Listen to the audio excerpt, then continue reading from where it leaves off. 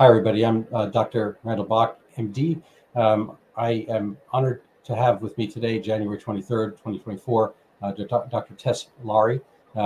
She is a OBGYN by original training and a PhD in addition, so a researcher, and impeccable record, large H value index for publication, very well accepted in the medical research world. And she has come upon a reason and rationale to make an alternative, in a sense, to some of the pleadings of the WHO in regard to some of our health mandates, or their health mandates for us. And this has become a cause for her. I'd like her to describe her reasons, rationales, and pathway to this point. Dr. Lawrie. Thanks very much for the invitation, Dr. Bach. It's really great to be here.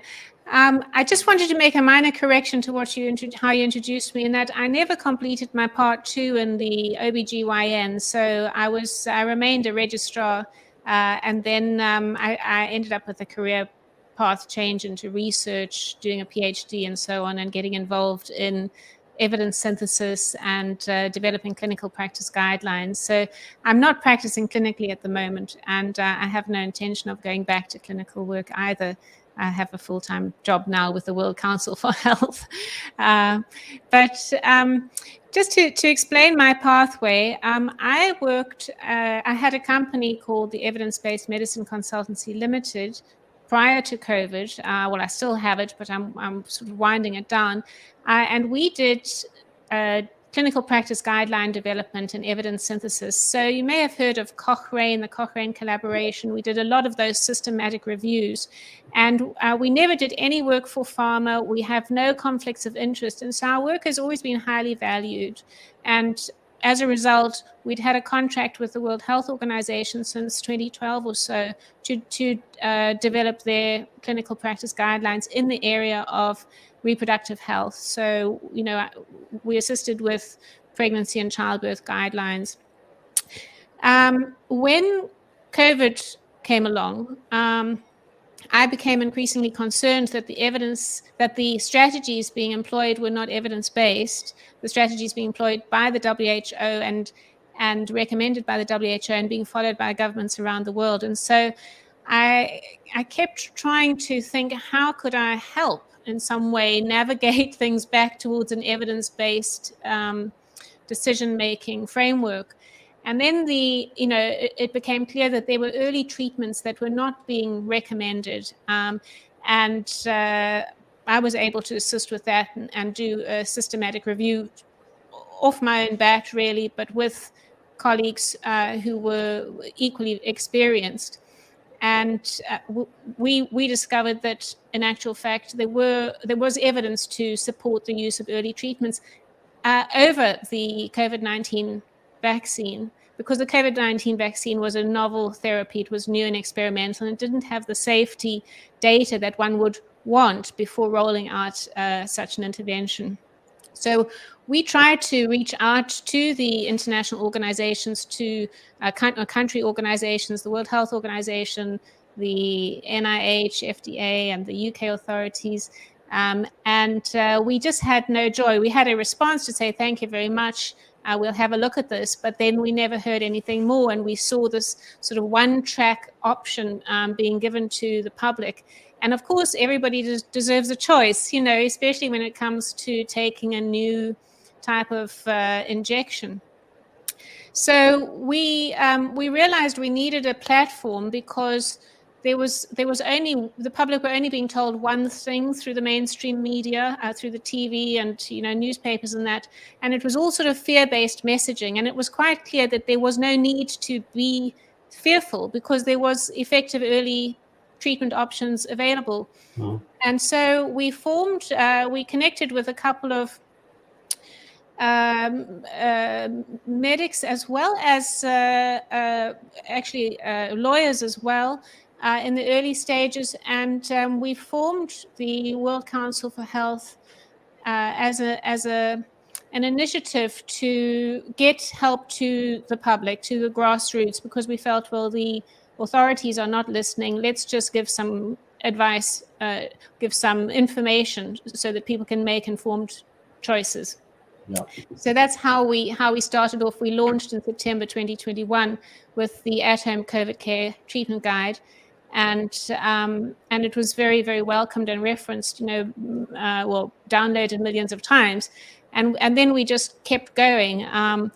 And then this is our website, the World Council for Health.org.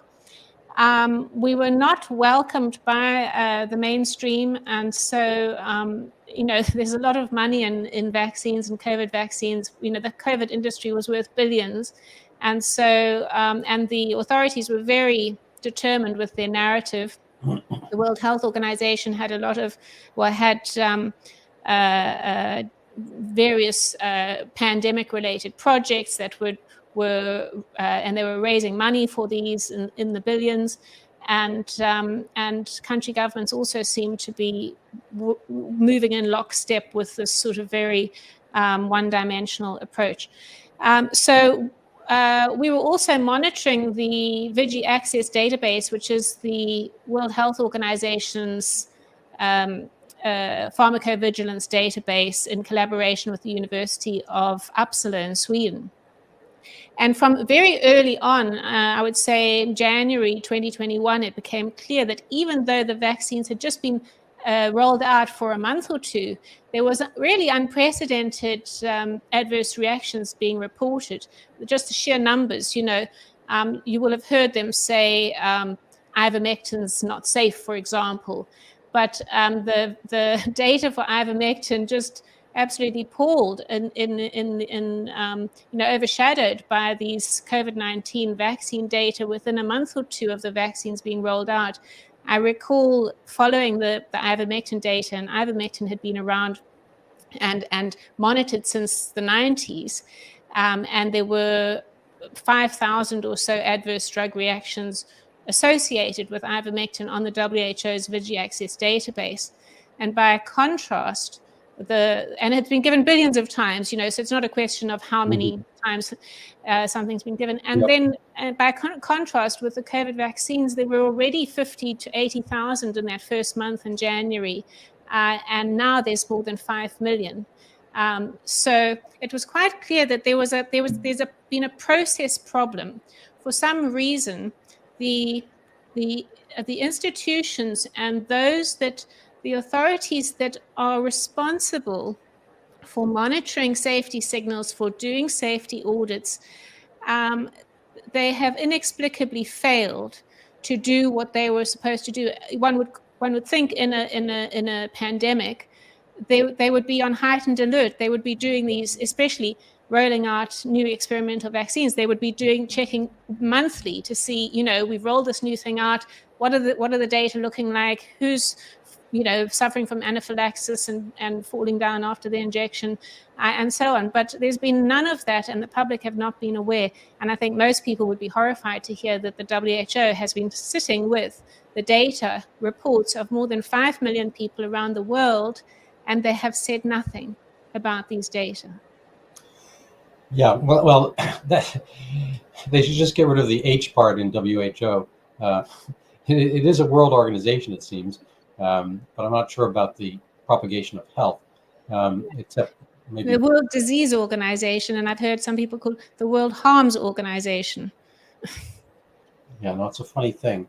I think that in the United States we have the EUA, the Emergency Use Authorization, and in order to have something obviate, a pharmaceutical obviate the pathways towards safety, and ordinarily a vaccine would take 5 to 7 years, potentially more. Before any safety profile could be thought of, obviously this was needed emergency passage. It had to go through some special route, and in order to do that, if there were extant treatments around, such as ivermectin and whatnot, then that would to take away the E part of the EUA, at least in the United States conception of that. So I think there were forces at bay to prevent, some other potential treatment modality taking away the need for the vaccine pathway. And that brings up its own question why there was such force. I think you hint at it with the the B word, billions of dollars or pounds or euros or whatever that are in this pathway. And I wonder if you nobody likes the word conspiracy theory, but the essence of the word conspiracy is Latin to breathe together, conspiros. And so it seems to be as if there were some huddled heads breathing closely enough, no pun intended, maybe with masks on, to get some formulations of what the steps would be to attack this problem. There's a question in there someplace. Do you hear one? Yeah, well, I'll tell you what's I feel like telling you.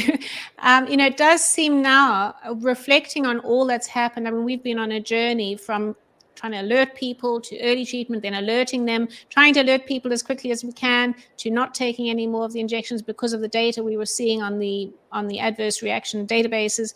But now it really seems clear that there's been an agenda to this all along. And I know it's so hard for people to hear and certainly do your own research, but it seems like this COVID pandemic was part of, or is part of, the strategy of the Great Reset.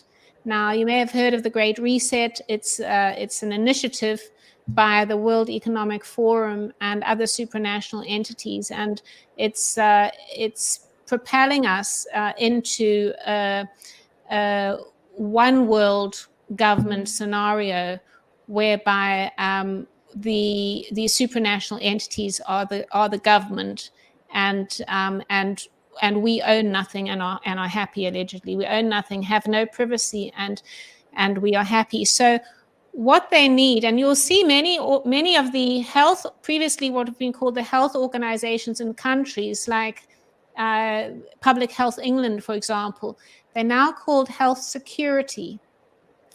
And this is why, in my opinion, we've seen, why the pandemic was declared, and why we see this push towards, there's this unregulated digitalization, this push towards digital technologies, is because in order to create a great reset, you actually need to be able to control people and get them all onto digital identification systems. And then you can control and you can regulate what they do, reward and punishment and so on, as we see in China. And the World Economic Forum is really a great admirer of the Chinese system. And certainly they and the World Health Organization are very much in association, working together with China to get these systems implemented around the world. So this is why we see health security, and why we see this push to give the WHO more power. Now, I don't know if your listeners are aware of this document, which is on our website. It's amendments to the International Health Regulations. Now, the International Health Regulations of 2005 is an existing legally binding document that gives the WHO advisory capacity in the event of a public health emergency of international concern. So that covers pandemics as well as other public health emergencies. Now, this document is being extensively revised and has been extensively revised, and under the auspices of negotiating and updating the International Health Regulations, and negotiating to expand the power of the World Health Organization in the event of a public health emergency of international concern.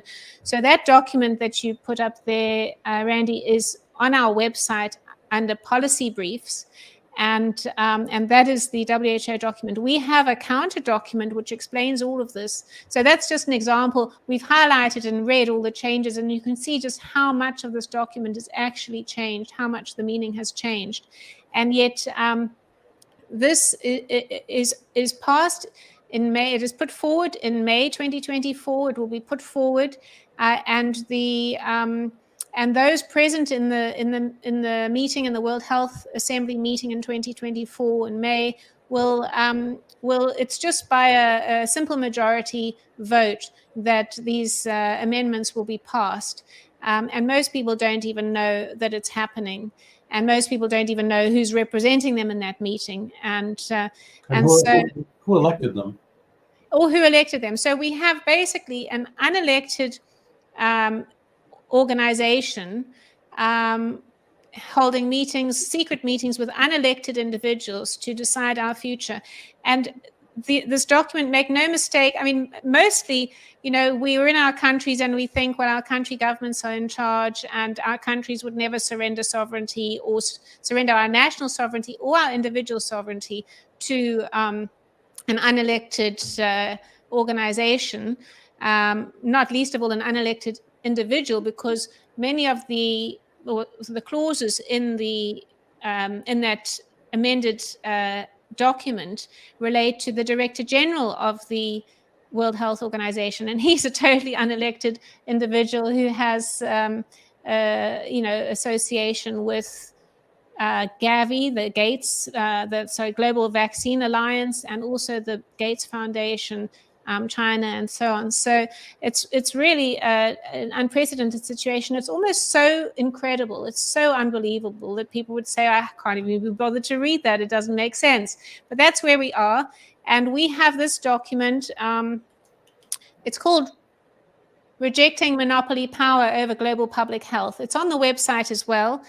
This is a document that's been compiled by a group of experts who support our work. And it basically analyzes, it breaks down the main issues with these documents that are being proposed and that are being drafted by the WHO or for the WHO for this meeting in May. So the meeting in May, they'll be voting on the International Health Regulation Amendments and also another document which is called the WHO Pandemic Treaty. Now, they both aim to achieve the same thing, and that's to give the WHO power to declare public health emergencies of international concern and then to decide who gets the contracts to supply and how safe the vaccines are. They have 500 vaccines planned by 2030. It sounds mad. It sounds like I'm making it up, but it was on their website and it's on their immunization campaign material because it was the year of an immunization campaign for them, and 500 vaccines by 2030 is what is planned. So it seems like the WHO has become the World Vaccine Organization, and that seems to be the only quiver in their bow or whatever in terms of health. I've had Dr. David Bell on the show previously, and a few times, I think 3 times, and he speaks to the shunting of the WHO and a lot of these health groups from their original or natural mission. There are bigger problems out there. There's malaria, there's HIV, tuberculosis, and certainly HIV is not approachable by vaccine, and the others seemingly not as well. Maybe BCG you could consider quasi-vaccine for tuberculosis, but anyway, everything's been diverted towards vaccines. It was particularly during the COVID era, but in large part before. And there's kind of a feedback mechanism. A lot of the WHO funding, on my understanding, is coming through these vaccine producers. Is that true? Yes, yeah, absolutely. I think what most people don't realize, because the World Health Organization sounds like a sort of philanthropic organization that would be trying to help world health, but they only control 20% of their budget. So although our countries contribute, there are others, individuals and pharmaceutical companies, etc., who contribute, and they only control 20% of their budget. 80% comes from these voluntary contributions, and whoever pays the piper calls the tune. So what voluntary contribution means is that those making those contributions get to choose how that money gets spent. So you can see how the direction of the WHO has just gone off and to support the ideology and bank balance of those funding the WHO. So it's in our opinion, it's a highly corrupted organization, and there's so much to show that that what's been going on during COVID is should be deeply concerning to everybody, not least of all the fact that they've had a very loud safety signal, which safety signal is a bit of a funny term, because in actual fact it's a danger signal. They've had this danger signal on their own database for ever since the COVID vaccines were launched, and they've said nothing about it. So all very concerning. So I would like to actually share with you what we are doing at World Council for Health to counter this monopoly power grab. Please. Should I put up the webpage, or what would you like? It's okay. I can just speak freely, and hopefully people will go to the webpage afterwards.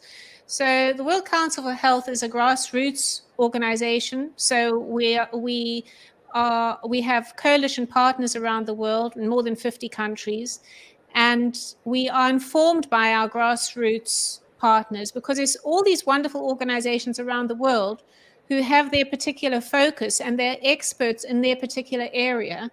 And they don't get seen as much, and they're all trying to inform health. They're all trying to inform root cause of disease. They're all trying to make people healthier and more self-determining and self-governing and so on. So we're all sort of aiming for a better way, a better world than the one we have.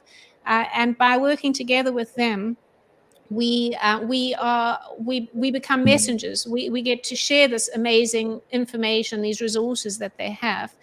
So our vision really is for everybody in the world to have access to the information they need and the resources they need to be healthy and live in peace, and have healthy environments and healthy families. It really is.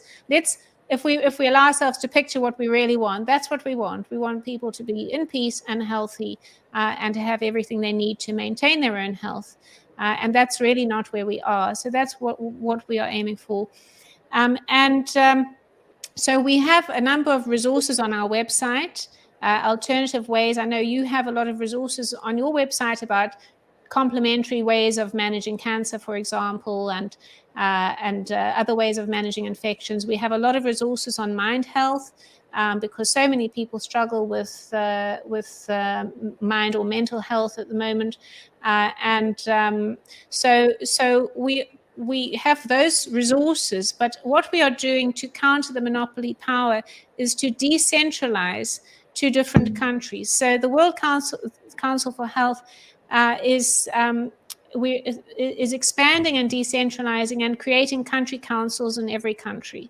And those councils are then autonomous, and they're responsible for their own health policies, their own practices, be they traditional practices or whatever. So it's moving away from this centralized pharmaceutical allopathic model of care to a more integrated health approach where people where we can identify root cause of disease and treat preventively, and get people not outsourcing their health to hospitals or politicians or whatever, their health decision making, but rather being proactive and taking responsibility, taking control of their health, getting off all those pills, and looking at a more holistic way of living.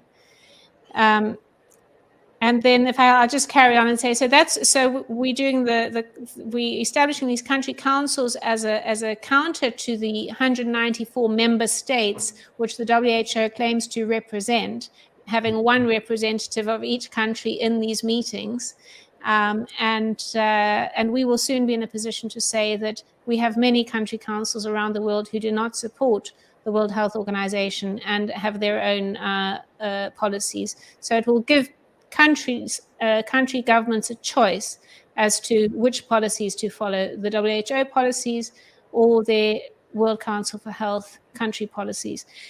So that's on the country level. And then on the grassroots level, we have a campaign called the Great Reset, which is in collaboration with Children's Health Defense. And we are quite sure we will have many other partners soon on that.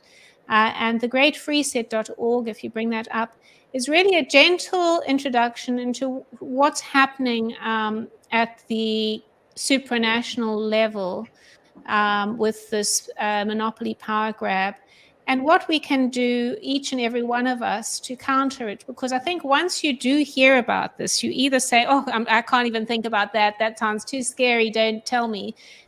Or you feel overwhelmed and think, I want to do something, but how do I even start?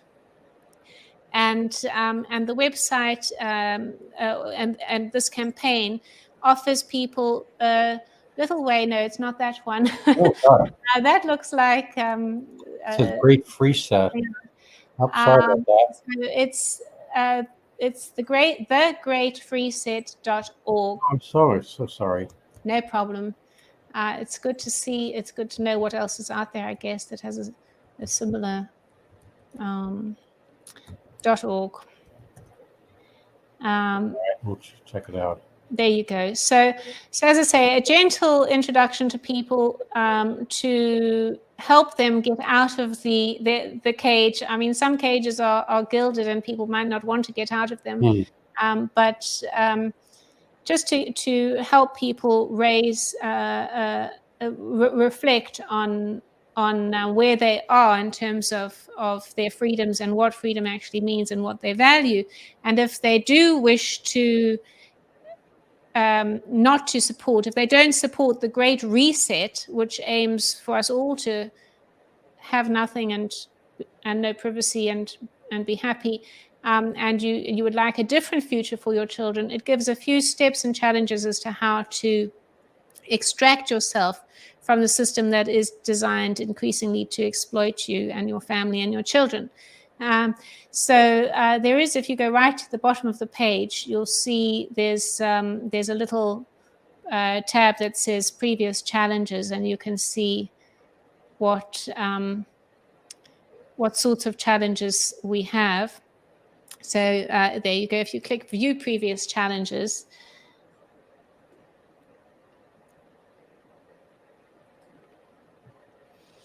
you'll see. So if you subscribe to this, every couple of weeks you get an email in your inbox saying this is the challenge for the next 2 weeks or so. So the first one, and you can do all the previous challenges too. So number 1 was escape the digital dungeon. There you can see it's time to break up with fake food, teaching people about currency and just how to spend less, get out of debt, and all those sorts of things, and also teaching people about their inalienable rights and fundamental freedoms that most people are unaware of these days, and which our governments are in the process of handing over to the WHO. Mm-hmm. Hey, beautiful graphics here. They're done by Anne Gibbons, who's a wonderful cartoonist. She has a Substack called Anne Can't Stand It. And it's worth following because she produces far more than these ones that she's done for us. And they're very, very, witty and entertaining. Mm. I like that. I'll see if I can pull it up. Yeah, here we go. Anne Can't Stand It. I'll see if I can. That would be great. Give her a shout out. She's wonderful to work with too. Yeah. She's based in the US. And she has a wonderful calendar. I think you could probably find her calendar on there too. So if you're looking for a calendar, that one, the New Year's resolution one, is lovely. If you go to that image, that cartoon is so beautiful. I love it. You see, on the one hand, you've got 24/7 surveillance, digital IDs, lockdowns, traceable money, etc. And you've got, some authoritarian saying, "Get back here, we want to enslave you." And then, the leap year, a leap to a hopeful future, courage, creativity, and community, which is very much what the World Council for Health is about. Mm-hmm. Yeah, it's funny. We are in a leap year, I guess, right? Yes. That's lovely. Huh. I had not seen your page, the greatfreeset.org. And you make up a lot of interesting problems here, or actually proposals of how to maintain liberty and independence. Um, there's an age-old question of whether people want that. What is human happiness? I'm not sure we're going to solve it in this hour. But people have this image that they're going to be happy, they're going to get wealthy, and then they'll buy a desert island or a tropical island and live on it, and then be happy. But that seems to be contrary to actual human experience. I think people actually are happiest when they're in a mosh pit. When they're at a Taylor Swift concert and all waving as one. There's a kind of an ant colony aspect to humans where you sublimate your own thinking to that of the group. And if everyone's chanting, death to Israel or we love Bruce Springsteen or whatever it happens to be, everyone's just kind of in the sway. They've dropped their own thoughts and I'm being satirical about the death of Israel one, but you see there are huge groups of people, and probably at any given moment, if you test their limbic system, they'd be happy because they're part of something. They're part of something bigger than they are, and they haven't had to do much thought about it. And there's a liberation aspect. Thinking is hard, and it's time. And true freedom is probably not for everybody. There has to be a system where we have the allowance for it, but there is this tendency for people to go lockstep. I'm it's not for me to be the schoolmarm scorn, but I'm hugely disappointed when I see, I check my watch, 2024, and there are people at my various social junctions still wearing masks. We just traveled to the UK, and my own son was wearing a mask on the flight. He stopped doing that after a while, but I feel, well, geez, he's had all the time in the world to listen to me, but who wants to do that? Especially if you're related. And it's just kind of like, is this doing anything? And I see people all the time, doing the masking thing, and getting their fifth, sixth, quote unquote booster for COVID. It's your body. It's your body, your choice. That's they say, well, we're not harming anybody. Fine, but it's kind of a disappointment that people fall into lockstep. They can't think about everything. They can't manage the market. I don't know if I don't want to get too far afield here, but there's a movie that just came out I saw on the flight called Dumb Money, and it's the story of GameStop, that kind of short squeeze counter revolution, or maybe it's a revolution by the populace against supposedly the greedy hedge fund managers, and people were taking it back by betting, putting further bets onto GameStop. So I think there is an appetite, we've seen various movements like Occupy Wall Street, where the people feel frustrated and they want to do something. And this GameStop moment, I don't know if you're familiar with it, was a way that people like literally put their cash on something, and they were wanted to see these capital funds go down. And I think there is kind of an appetite for it. I mean, I suppose that is populism right there.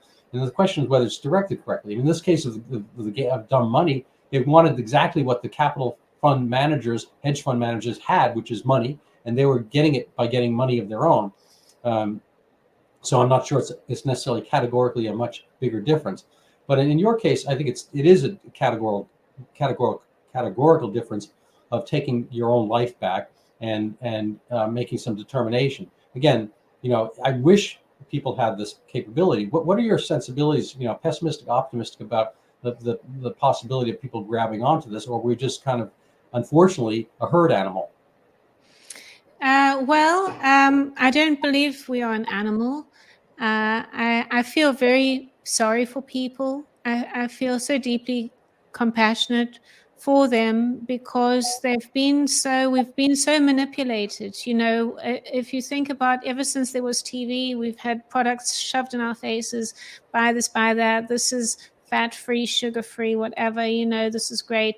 And And, after so much, there's all these techniques that are applied by marketers and food producers and producers of gadgets and that to get us to buy and consume. And if you look at all the media that we get to watch or get fed on the feeds that we get, you can look on social media or feed that is selecting things specifically for you that they know you're going to be tempted by.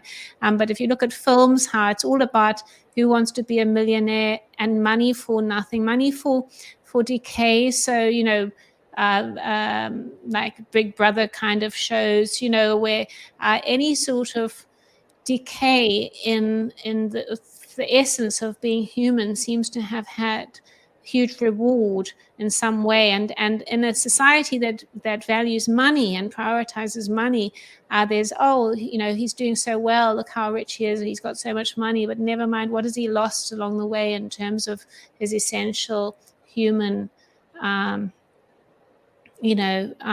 qualities. So I feel that I do feel that humanity's been really led down the garden path and betrayed in many ways, and yes, so and made fearful. So it's fear that and this fear of safety, and you can see how it's been exploited during COVID. Absolute terror put into everybody. So I try not to judge people and just as I say, just we try and provide material that will help them step away from fear and realize that they don't need to be afraid 24/7. They just need to step away from those things that are inducing the fear, the television, the films, those horror movies that all the Telegram chats, the social media, and just get out into nature, go and do something lovely with your family in the sunshine, have a family dinner.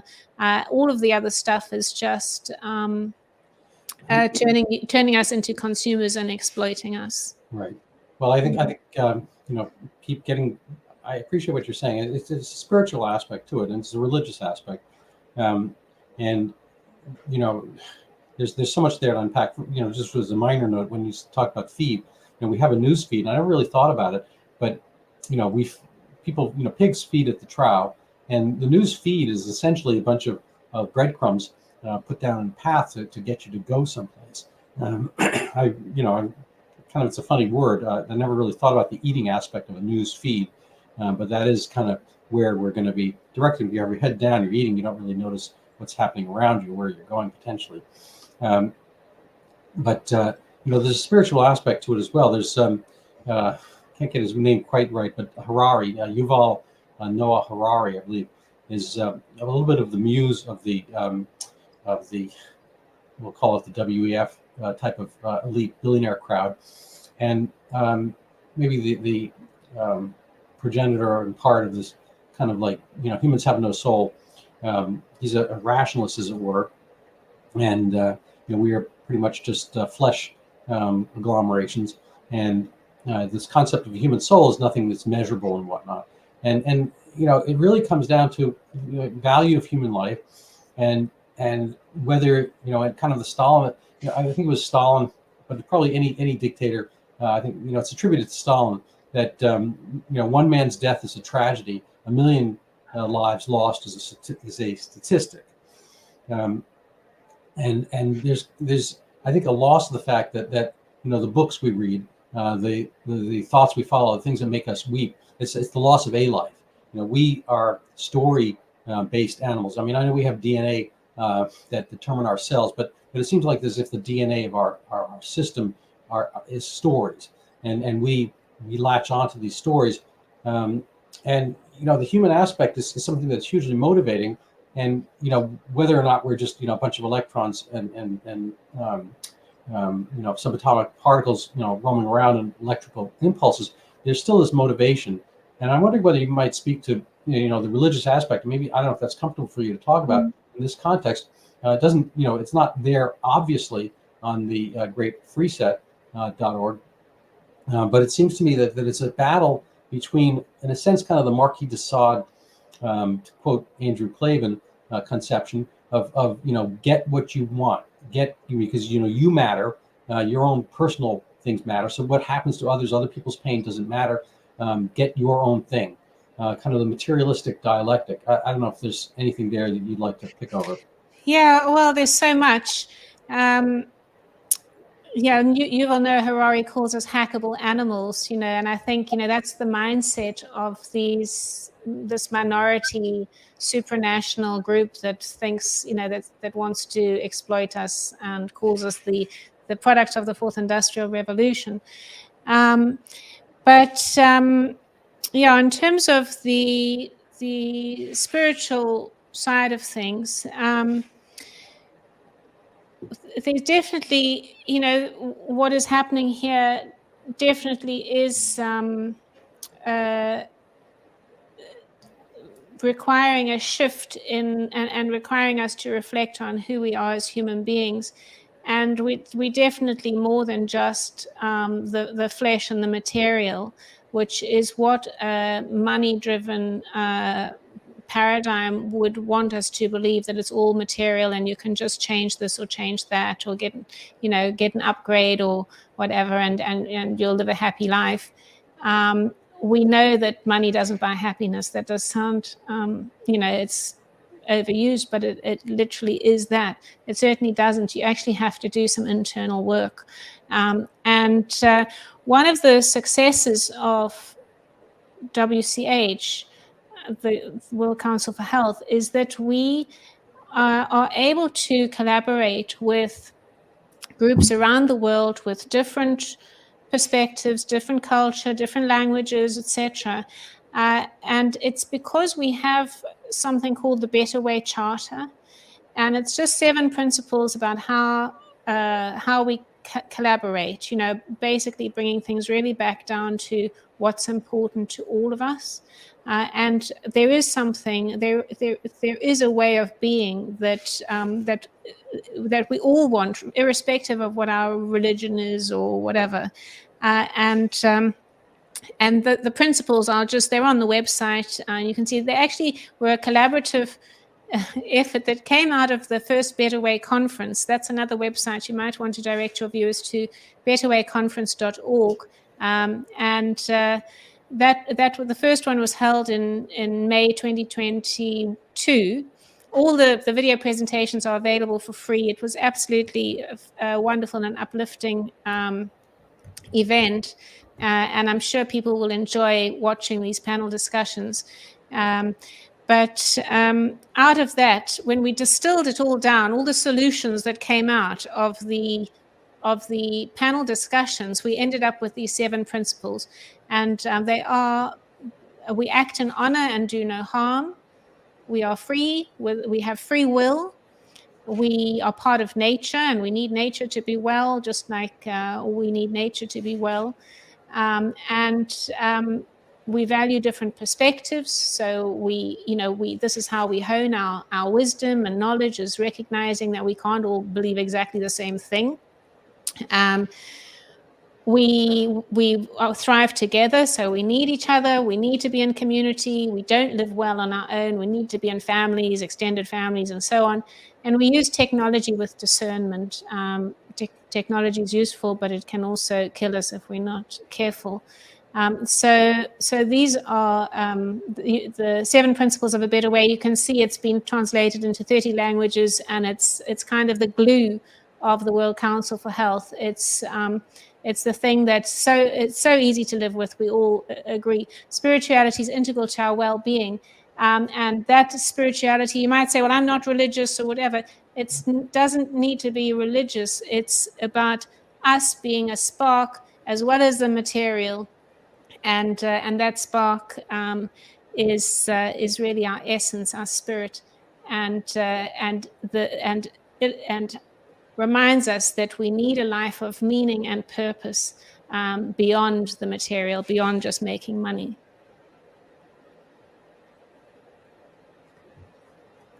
Well, that's lovely. There is a footnote to it, and that is, we don't tolerate the violation of inalienable rights and freedoms, nor profit, power, and influence coming before the well-being of people and the planet.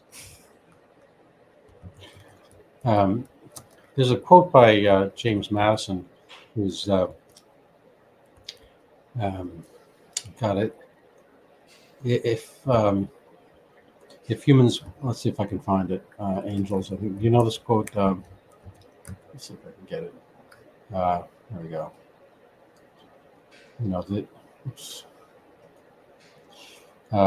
If I'll put it up here. This is not quite exactly the same theme as yours, but such is my brain. If men were angels, no government would be necessary. If angels were to govern men, neither external nor internal controls in government would be necessary. In framing a government which is to be administered by men over men, the great difficulty lies in this. You must first enable the government to control the governed, and the next place oblige it to control itself. So in order for us to have the precepts of your wonderful page here, we have to think of the checks and balances which were put in place from the American Revolution to keep people at bay. I think the reason we talk about religion, the reason we talk about spirituality is we have this other wayward way of being, which is much more along the raping and pillaging, kind of garnering herd tribal mentality of the past. And before free market ism, which is kind of just pejoratively called capitalism. I mean, capitalism was a term invented by Karl Marx, but free marketism, the only way to get wealth was to take something from somebody else. There was the land produced, you had animals and whatnot, so there was kind of a fixed amount of goods to be had. And if you didn't have something, you could get more by getting it from somebody else. And so thus the warrior mentality and taking things over. And free marketism showed that just simply by trading, you could increase your wealth. And it's an odd thing. These trades sound like they're equal, but if you have 35, I don't know, if you have 35, pieces of bread, you can't eat them all. And I've got 35, wheelbarrows. I can't use them all. We could trade some portion of that and make both our lives better, even though there's, kind of just an equivalent in value traded. And only through that system of cooperation, and humans are both a warring species and a cooperative one. We're probably, as we can see now on Zoom and whatnot, we have, this ability to cooperate and give, I didn't invent the internet. I didn't invent, kind of video conferencing. So all these things were invented and laid down so that others can benefit. And certainly, I love my dog, but dogs haven't done this. They haven't been able to do this. So, but along the way, these things can veer one way or another, as we've seen with these, high sounding, I like to give people the benefit of the doubt that, even Mao, thought he was doing the best by humanity. Stalin probably thought he was doing the best by humanity. But the one man's thoughts and direction, whether it's Dr. Fauci or Christian Drosten or whoever, is not necessarily the way things go for the benefit of the most and most of the time.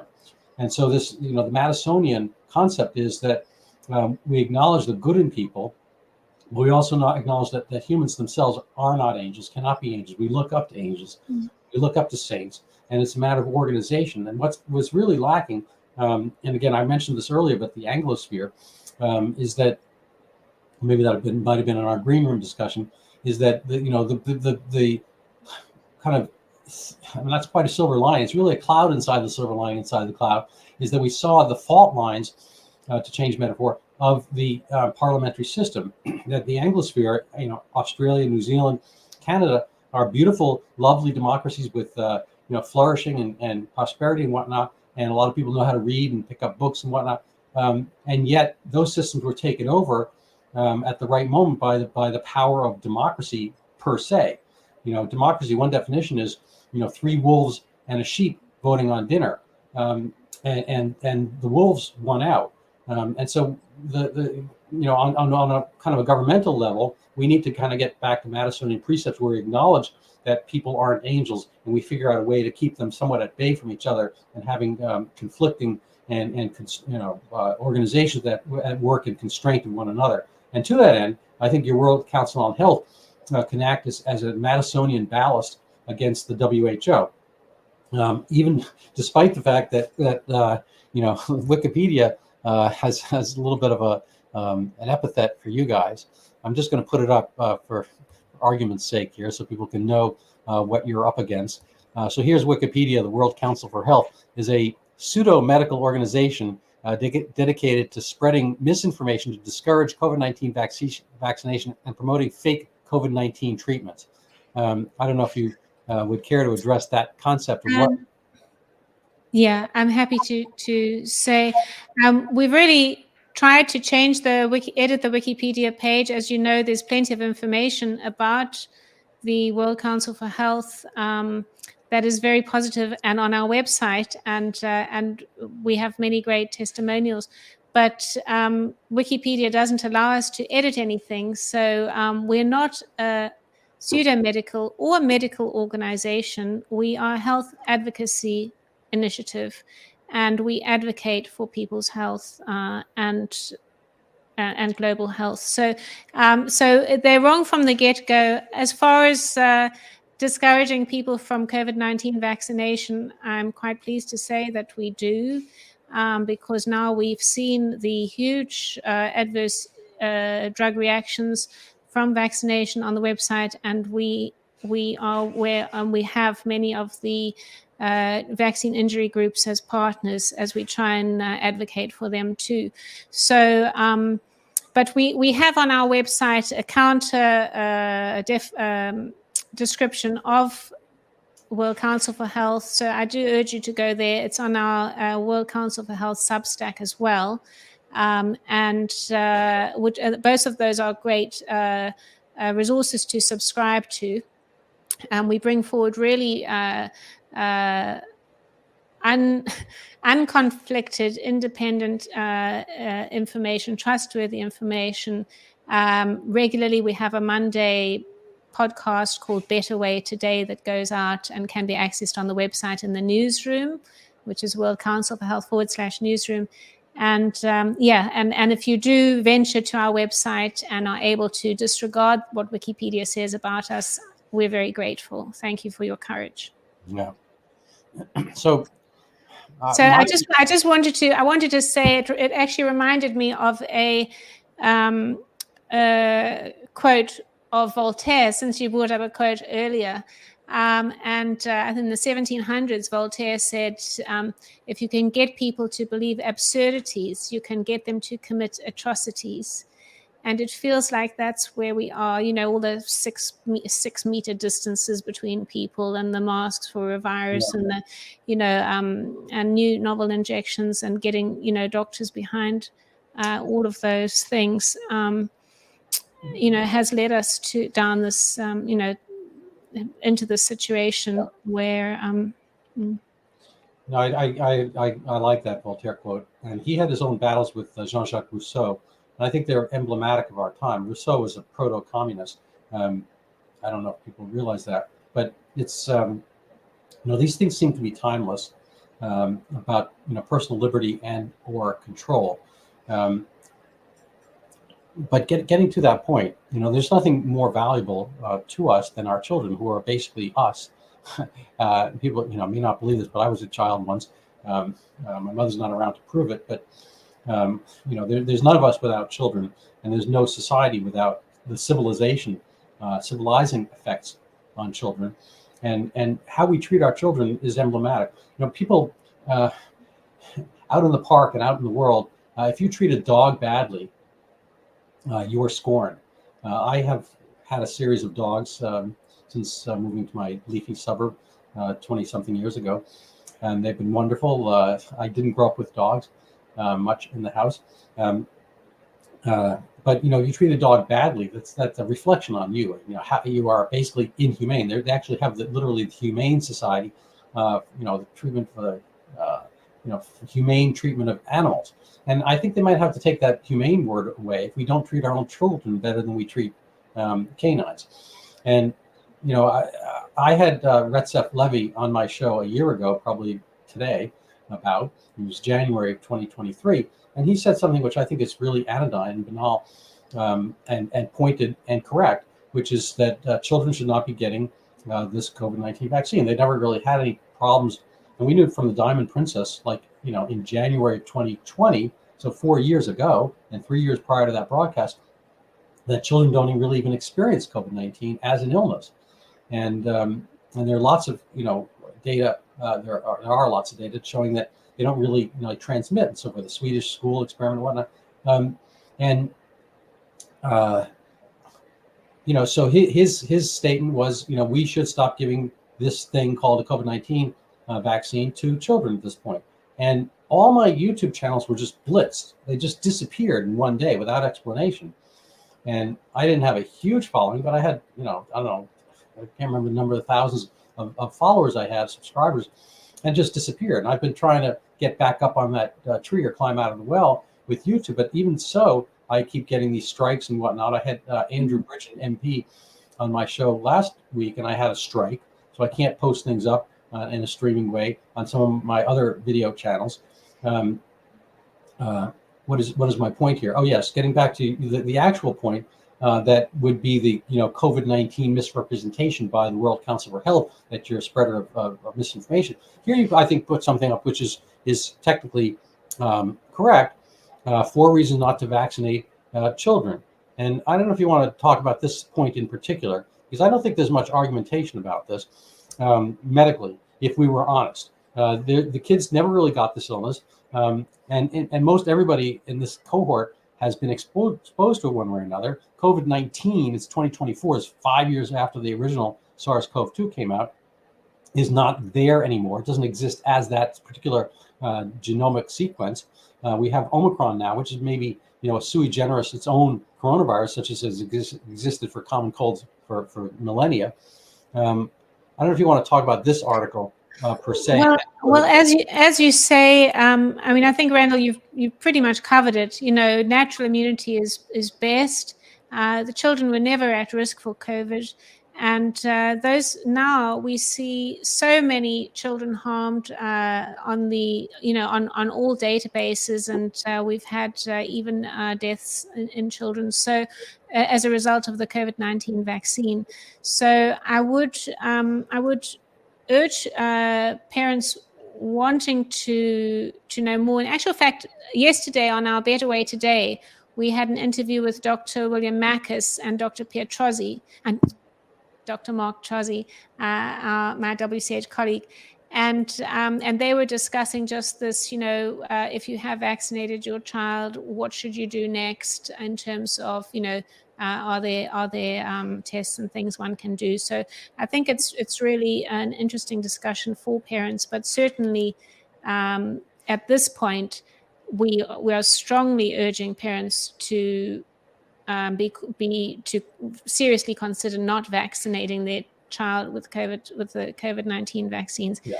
And the WHO itself, to its credit, through 2 months after I had the Recep Levy video on, and I got blitzed and ablated from YouTube, they came out and said kids shouldn't be getting this. I don't know if that's still extant. Are you familiar with that? No, but they're still promoting pregnant women to get it. I can't say that I remember them saying that children shouldn't get it. But now, and again, in pregnancy, you never take a risk. You avoid as much medical intervention as possible. You wait for a baby to be born before taking injections and that sort of thing. So we very rarely vaccinate in pregnancy, or shouldn't vaccinate in pregnancy. And there the WHO is recommending COVID-19 vaccines for pregnant women when they are still experimental. We haven't got all the data. There's no long-term safety data. And what we do have coming out is a very large safety signal. So, this is actually criminal, in my opinion, to be recommending COVID-19 vaccines to pregnant women. Yeah, no, it's a sadness. We're kind of rounding out the hour. I'd like to give a 5-minute diversion of my own pet project to you about Zika. But before I do that, I'm wondering if you'd like to, maybe kind of give a closing statement. And I'd like to, maybe get the chance to tell you why the World Council on Health should look at some of my Zika proposals. Okay. Well, yeah, our message for this year is really to work on what has been spoiled. So we've all been spoiled to some degree or other, in the decay in our physical form, and also in many instances our spirit, and mental health and so on. So it's really, this year is really about looking at ourselves, our children, supporting them as best we can, getting them off those toxic media that are, that they're on, that making them all depressed and unhealthy, and getting back to remembering who we are as human beings, and connecting with one another. So that's our message for this year. And we wish everybody peace and peace and health. Well, that's I could not say that better. And I recommend people follow you. I suppose a second question before I get into my little diatribe is, given that, I got a strike for interviewing Andrew Bridgen. I got bladed by interviewing Recep Levy on what I think are reasonably factual conversations, backed up by data. And even if you don't agree, you can disagree. Does putting your name up, is that going to get me kicked off of YouTube? A, and B, are you able to kind of climb up the search engines when we've seen kind of the cabal aspect of prevented entry into the upper spheres of search? Yeah, Randall, sadly, if you put this up on YouTube, you will get taken down. And I have to just tell you that I'm new to this as well. Like, I never had social media. I never put a YouTube channel. I never had an interview like this before COVID. And the very first video I ever put up was a plea to a message to Boris Johnson, our Prime Minister at the time, to say, just to let you know, we've just done this review. It shows there's safe, effective treatment for COVID. And please, I'd emailed the Minister of Health, and I hadn't had a response. And given the context of being a pandemic with thousands of people dying nationwide every day, or worldwide, I can't remember the exact date at the time, I said, please reach out to me. And it was just a short video, and it got taken down right away, and after just 2,000 views or something. And so, and that was the first video I ever made for social media. So it seems like the things that I say get cancelled and censored, and that's why it's been so difficult reaching the public, because the power of the media, the corporate media, of course, they own the BBC, Google, Alphabet, which owns YouTube, has got shares, has got pharmaceutical companies that are part of its umbrella, that are profiting from the vaccine. So the vaccine narrative is the narrative, and they don't want to hear anything else. Yeah. All right. Well, I concur. I kind of would like to give you a quick exposition. I'm going to be on Dr. Bhattacharya's podcast with Rob Aurora, talk about this near future. I've had a few videos. This is not mine. This is in the Atlantic magazine, which is the thing that separates, I don't know if you're familiar with the Atlantic, separates the UK and the United States. I think Churchill once said that we're two great countries separated by a common language, also by this ocean. But there's an article, this is January 2024, whatever happened to Zika, the problem with jumping between emergencies. Olga Kazan, she's not a science writer, and I don't have entree to this whole article here. Not to go join the Atlantic. I probably will try to do something to get the article, temporary subscription or whatever. But this was a big deal in 2015, 2016. Suddenly pregnant women in America and elsewhere were told not to travel to the Caribbean and South America, expecting mothers in Miami, blah, blah, blah. It was worse than that, actually. Women were told not to have children at all. In El Salvador, Jamaica, provinces in Brazil and Colombia, Honduras, WHO-aligned physicians told women to stop having children until they could work out a vaccine for Zika. Now it's, again, check my watch, it's almost a decade later, and there's no Zika vaccine. And so there would be, 0 children in elementary school through the Americas and whatnot, if people, or through the tropics in general. If people had listened to the WHO officials. Fortunately, they don't do that. So my work started in 2019 before COVID came along, and it wound up turning into this book, Overturning Zika, the Pandemic That Never Was. So people may not remember much about Zika. And just to give a quick overview, it was a PHEIC. It was this epidemic word that they use, a public health emergency of international concern, a PHEIC, as declared by the WHO in But also, when you pronounce it, it pronounces as fake. It was a fake. I hadn't come up with that. But anyway, I recommend people take a look at my book, and if they want to support my podcast, they buy it. Even better if they read it. But the essence here is that there was not that much science there at the time. There was no such thing as a Zika test, because Zika, there are 4 dengues. And I'll give you a quick overview. Is they're actually named. I got my props with me. I brought this thing, a prop. There are 4 dengues. They're called 1, 2, 3, and 4. And the little 5th one is probably a chimpanzee dengue, and it's called Zika, and refers to the Zika forest in Uganda. And dengue is also an African name. And the mosquito, the Aedes aegypti, is also African. Probably dengue came over, through the slave trade or some other concourse over the Atlantic, again, between Africa and the Americas. And dengue brings bone break fever, and there are probably 1 million cases per annum in Brazil over the last 40, 50 years, ever since they've been looking for it. And there were dengue tests, but there was never a Zika test, because Zika doesn't cause any human illness. It's kind of the little mini version of dengue. It is not a human one. And so the stipulation was that this dengue virus called Zika, dengue was really dengue 5, brought about microcephaly, which is small heads, and is a very rare congenital abnormality. There's a genetic cause, but most of the causes we don't really know. It's this or that or nothing, whatever, just happens. And probably it's associated with poverty and malnutrition, alcohol, maybe this and that, who knows. But then there were maybe usually about 5 to 7 cases based on the criteria they had in Brazil at the time for a town the size of Recife, about 2.5 million people. And based on the criteria they had in Brazil at the time, they ordinarily would see in the wards about 7 cases. They saw maybe 15 cases at one moment in August of 2015.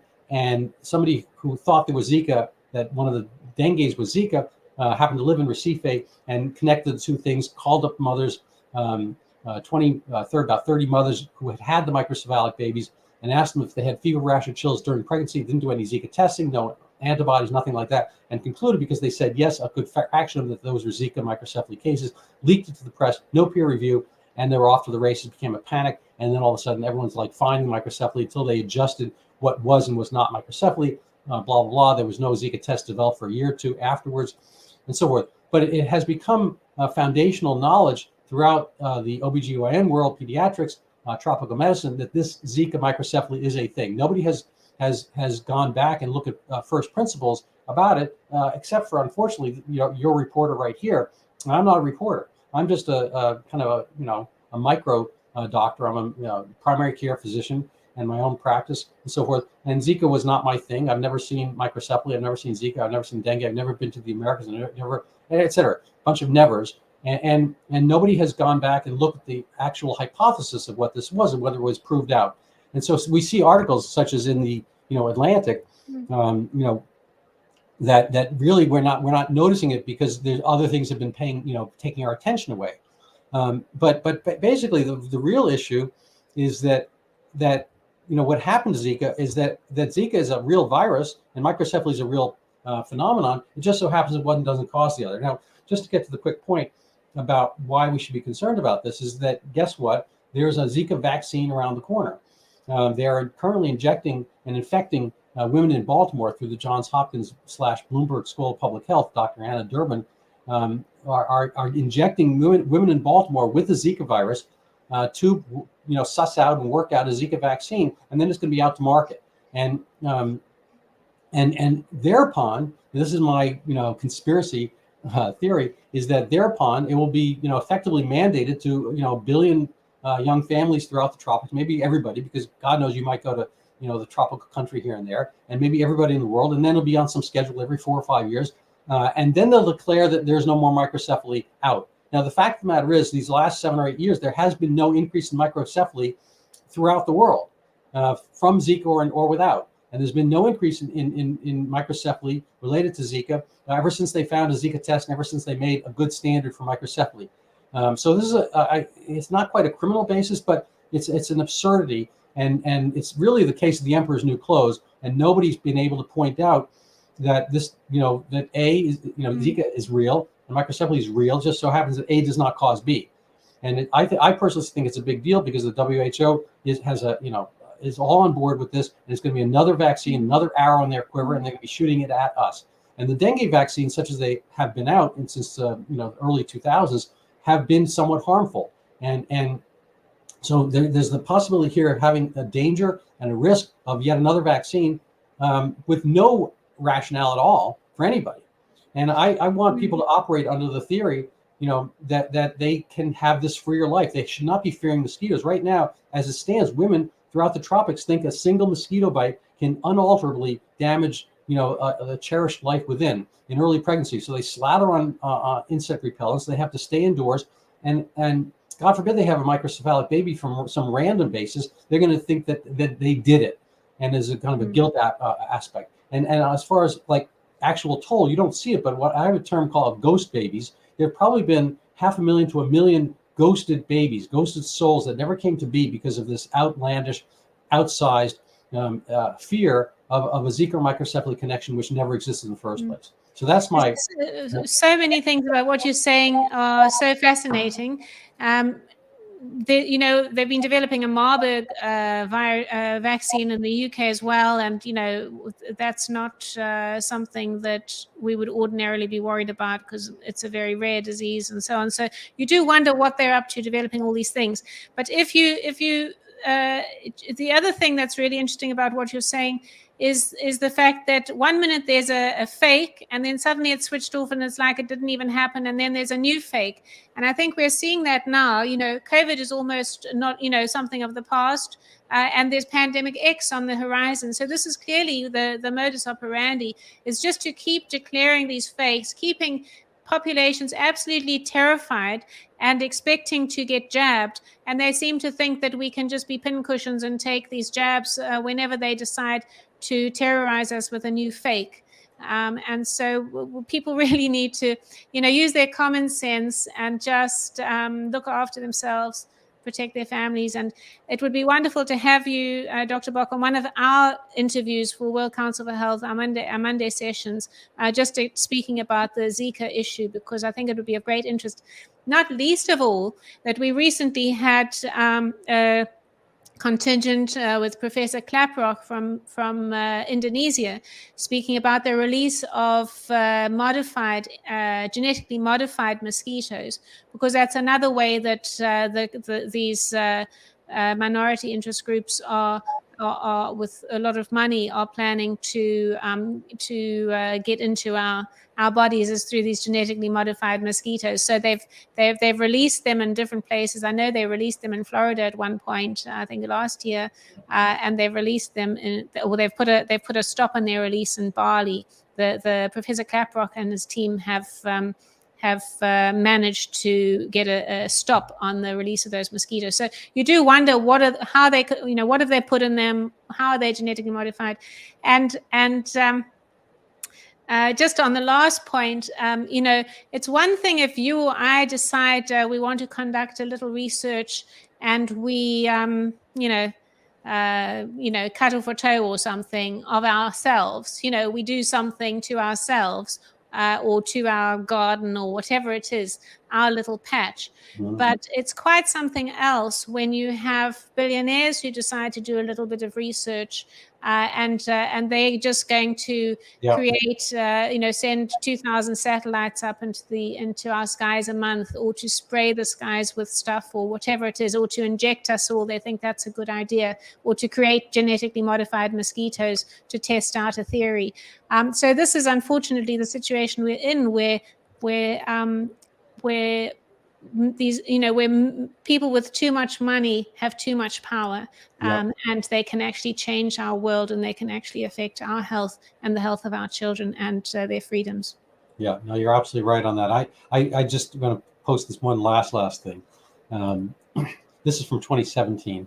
Bill and Melinda Gates this is when they were together, I guess, are placing bets on this biotech in the race to develop a Zika vaccine.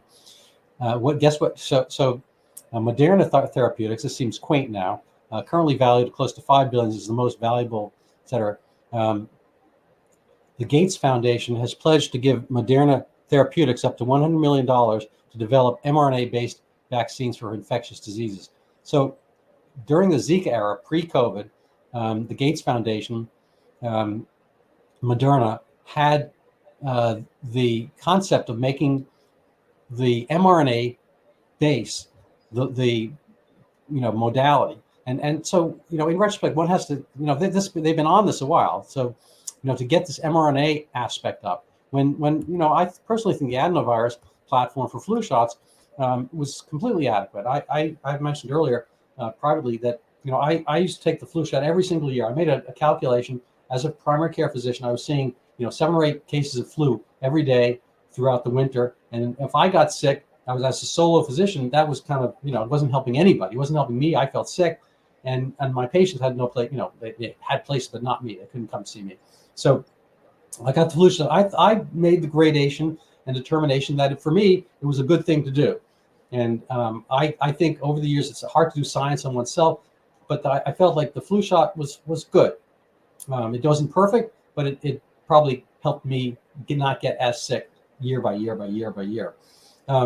And it's on this adenovirus modality, and why that need to be rejiggered for a Zika vaccine. But even if you stipulate that Zika vaccine is a totally necessary thing, and or coronavirus is a totally necessary vaccine as well, even if you stipulate all their data, all their givens, why it has to be this mRNA platform. And I think that's part of the problem here, that they have this kind of futuristic, modernistic, fascistic aspect. I use that word. You cannot develop a vaccine in 100 days that is safe, and no matter what they tell you, and especially the people telling us are making $20 a day, $20 to every dollar they invest in vaccines. So we really need to get smart to this. And the vaccine industry is so corrupt now. I certainly won't be taking another vaccine in my life.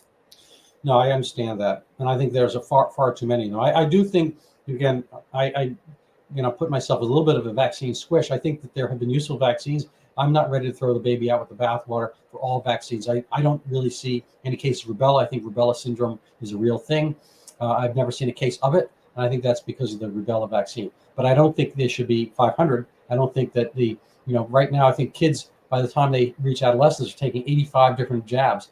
I don't think that is appropriate. I think that they need to get back to kind of a slimmed down version. I know you've been talking about Dr. Andrew Wakefield, and his basic proposition, if you actually listen to his original interviews, is reasonable. It's like, figure out a better way to maybe to coalesce some of these vaccines, get rid of the ones you don't need. So he wasn't anti-vax per se, whatever that is. I think that's a pejorative. It's misplaced, but it's a matter of making a rational determination and use evidence about which one you should keep and not. And that's that. I think your formulations as evidence-based are reasonable. Any last words?